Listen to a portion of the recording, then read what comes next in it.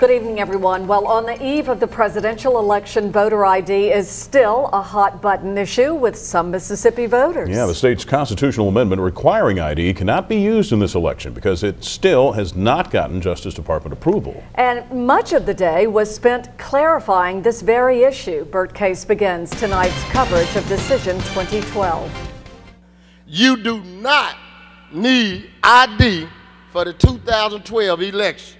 That was the chairman of the Legislative Black Caucus, Senator Kenneth Wayne Jones of Canton.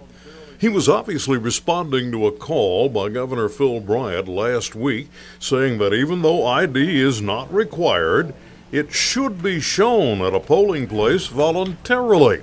When asked what was wrong with that, this was the response we got from Senator Jones. Why shouldn't you voluntarily do that if you want to? Putting that type of information out because you're the chief official, that insults almost half of your constituency.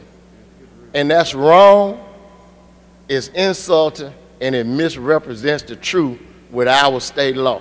Earlier in the day, the NAACP held an election eve news conference to also make it clear that the only voter ID requirement is for those voting for the first time when they registered by mail. Here's what Derek Johnson, state president of the NAACP, had to say about the governor's suggestion.